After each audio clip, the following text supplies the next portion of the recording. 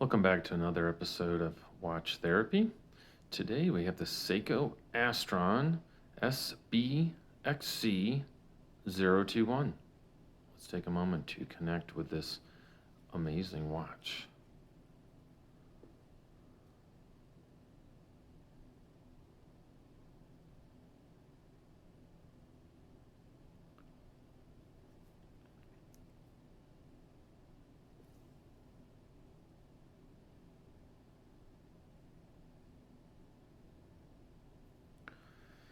This watch is so amazing, I bought it. This is from my own collection, as they say. This is a watch that I bought from Japan.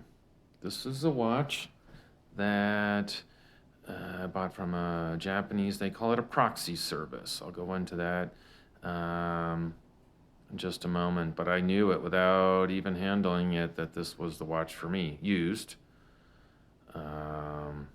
But I just can't stop looking at it.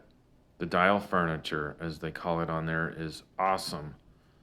I mean, if just as an example, look at that 12 o'clock, right? It's kind of brushed in the middle, and it's got the mirror like Zaratsu on the sides. And look at that dial. Look at everything.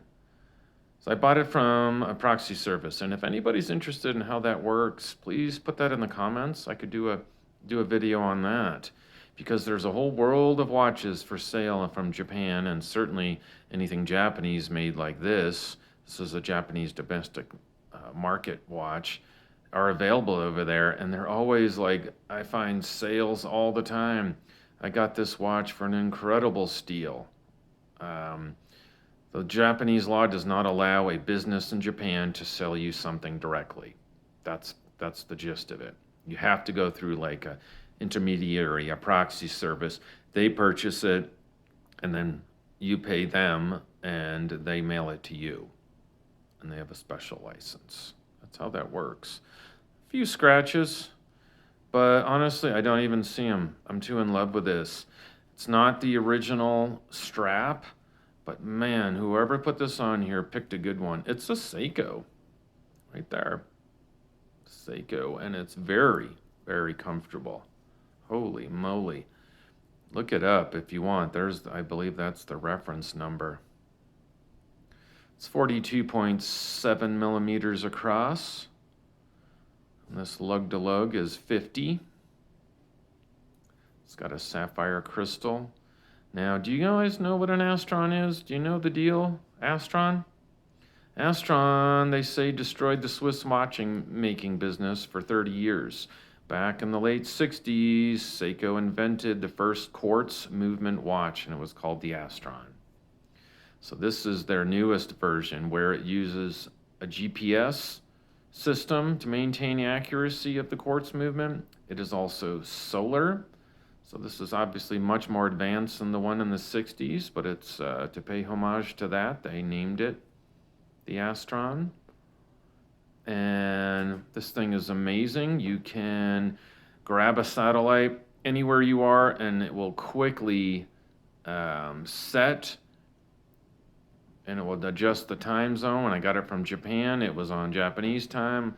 I hold this button down, and it will eventually start grabbing signals. I don't know, I'm indoors.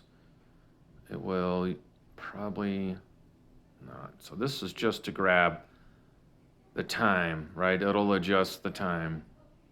I'm not sure it's gonna work inside. I'll give it a moment. But you see the left hand, it's grabbed one satellite right there. It's pointing to the 1, and it went to N, right? It could not get a signal. That's fine. But if you're outside, it's that fast in the time you just saw, and it will either adjust your time zone if I hold this down a little longer, or if you want to do a quick 3 seconds like I just did, and it will set that. It's automatically set by itself, so I don't know, it's a bit redundant. Usually it's when it first hits bright light in the morning outside, but I've had to do it in my house when I turn the light on first thing in the morning. Look at that dial. It's got like a purple to it, I want to say, in person anyway. So my 17 centimeter circumference wrist. That's about 7 inches, a little less. You get the idea. Down the barrel. It's a little thicker, but not bad. Oh man. Oh, I just love it. I love it. It is so good looking.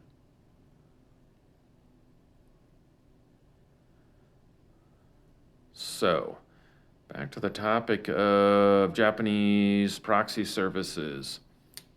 If you're interested, like I said, I can do a video. I'm going to just tell you what I paid. You ready?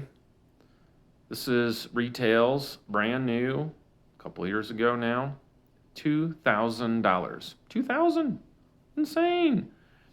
But these lose their value. They just do. I think they just make a ton of them. And I got this one. There was a 10% off sale. I waited for that. I got it for $305. $305. This watch, $2,000 watch. It was $26 to ship it to Colorado Springs, Colorado, where I am. And the rest is history. I just got it a few days ago. I haven't taken it off yet. In fact, I miss it already. Oh, there we go. It's an awesome watch. And they have lots of other ones.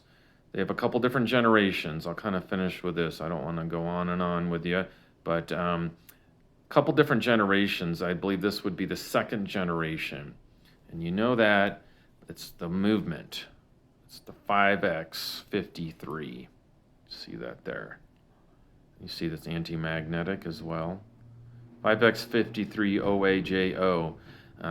The first generation was 8X52 or 53, and they were very thick. So basically, the evolution of these watches, like everything else, they started out and they were like yay thick, and they were yay big, which is fine. I used to have one. I loved it too. Now, this one is much thinner. This one's a little dressier. They have ones that are even more sporty. And then I believe the current generation is the 7X. Correct me if I'm wrong. And those are even thinner. They make titanium ones. This is stainless steel. SBXC021. I really appreciate you watching my channel. What do you think of this thing? It's got almost, if you know Grand Seiko, they're designed 44GS. 44GS. It's so famous in the Grand Seiko world. I think this has some of it. The way it's finished, polished here on the sides, right? Brushed on the sides rather, and on this side polished all the way around. Zaratsu polish. I might get it repolished, I don't know. And then the curved case. See how curved that is? Makes it extra comfortable, extra comfortable. It's got some notes of 44GS case style design. Thanks again for watching. I hope you have a great rest of your day.